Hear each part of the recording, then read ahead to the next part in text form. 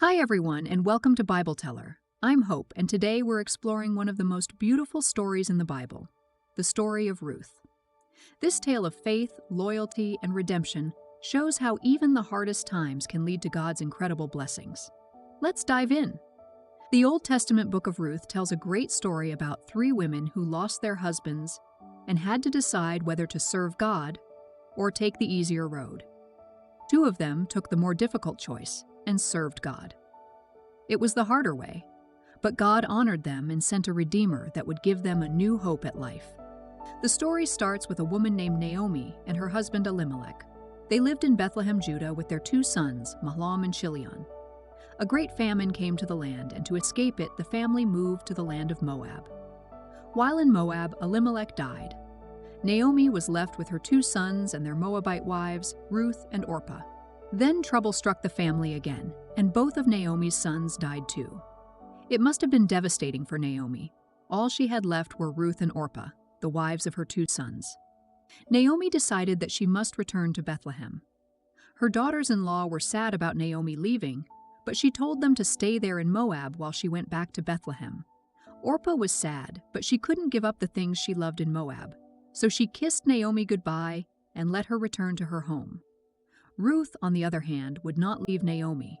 She said, "For whither thou goest, I will go, and where thou lodges, I will lodge. Thy people shall be my people, and thy God my God." Ruth wanted to live for God, so she gave up all that she had and followed Naomi to Bethlehem. Back in Bethlehem, Ruth and Naomi had it pretty hard. Neither one of them had a husband to work and earn money for food, so Ruth would go to the fields and gather grains and corn that the harvesters had missed. One day, while she was looking for food, the owner of the fields, a man named Boaz, noticed her and asked who she was.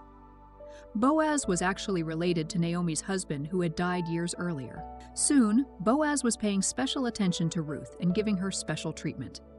He made sure that she and Naomi had plenty to eat, and he told all the other men not to touch her.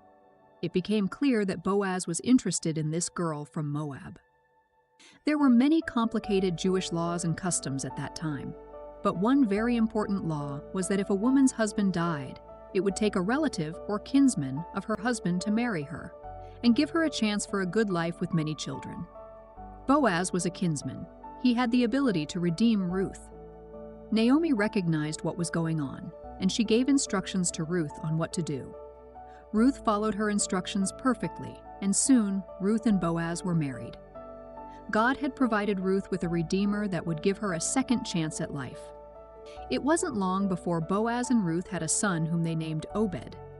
Obed later had a son named Jesse, who grew up and had a very famous son who you have definitely heard of before, David, the same David who killed a giant with a sling and a stone and later became the king of Israel. So King David's great-grandma and grandpa were Ruth and Boaz. They would have been proud to know that their great-grandson would be God's chosen king. The story of Ruth teaches us some incredible lessons. First, faith and loyalty are powerful choices, even when life feels overwhelming. Second, God honors those who trust Him, even when the path is hard. Finally, God's plans are always greater than we can imagine. Ruth's faithfulness led to her being part of the lineage of Jesus Christ. Thank you for joining me today on Bible Teller. If you enjoyed this story, don't forget to like, share, and subscribe to the channel for more inspiring Bible stories. I'm Hope, and I'll see you next time. Remember, God's path may not always be easy, but it's always worth it. Thank you for watching, and see you next time. God bless.